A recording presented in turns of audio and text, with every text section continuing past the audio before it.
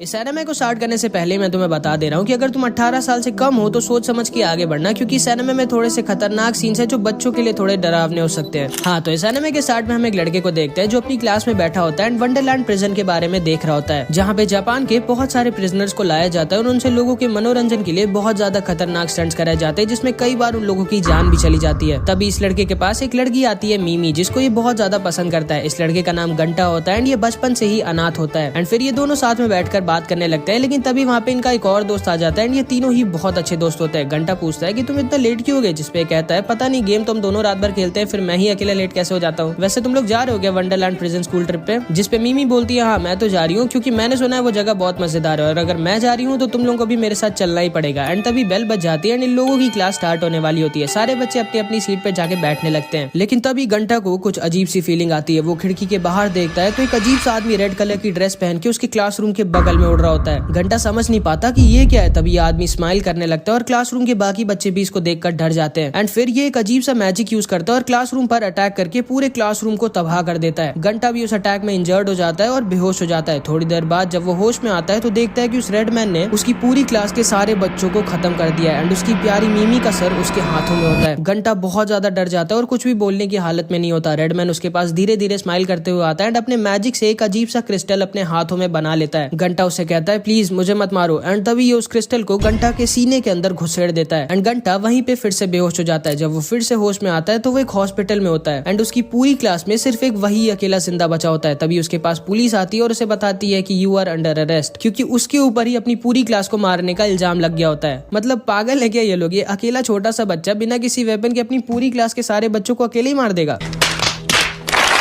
लेकिन पूरे जापान में भी ये न्यूज फैल जाती है कि एक 14 साल के बच्चे ने अपनी पूरी क्लास को मार दिया। घंटा समझ नहीं पा रहा होता कि ये सब क्यों हो रहा है उसके साथ एंड बहुत सारे ऑफिसर्स उसको कोर्ट लेके जा रहे होते हैं। तभी रास्ते में उसको एक आदमी मिलता है जिसका नाम प्रमोटर होता है एंड ये घंटा से कहता है कि तुम चिंता मत करो, मैं तुम्हारा वकील हूँ और मैं तुम्हें बचा लूंगा। जिसको सुन के घंटा बहुत ज्यादा खुश हो जाता है। लेकिन कोर्ट रूम में वो उसको धोखा दे देता है एंड घंटा को ही उल्टा फंसा देता है एंड कोर्ट घंटा को ही दोषी ठहरा देती है और उसे वंडरलैंड प्रिजन में मौत की सजा सुना देती है। घंटा अपना आपा खो देता है और पागलों की तरह चिल्ला चिल्ला कर बताने लगता है कि मैंने ऐसा नहीं किया है, तुम सब पागल हो क्या? एंड तभी वहाँ पे कुछ ऑफिसर्स उसको पकड़ लेते हैं और उसको मारने लगते हैं। और तभी वहाँ पे मीमी के पापा भी उसको आकर मारने लगते हैं और उससे कहते हैं तुम्हें नर्क में भी जगह नहीं मिलेगी, तुम एक राक्षस हो। एंड घंटा उनकी बातों को सुनकर बहुत ज्यादा दुखी हो जाता है और हार मान लेता है। नेक्स्ट सीन में हम देखते हैं घंटा को पुलिस वाले वंडरलैंड प्रिजन में ला रहे होते हैं एंड ऊपर से एक लड़की ये सब देख रही होती है। घंटा वंडरलैंड प्रिजन के अंदर कुछ और क्रिमिनल्स के साथ आ जाता है। वहाँ पे इस प्रिजन की जेलर आती है जिसका नाम माकिना होता है एंड वो घंटा से कहती है कि मुझे यकीन नहीं होता कि तुम इतना घटिया काम कैसे कर सकते हो, तुम्हें खुद पर शर्म आनी चाहिए। एंड घंटा चुपचाप ये सब सुन रहा होता है।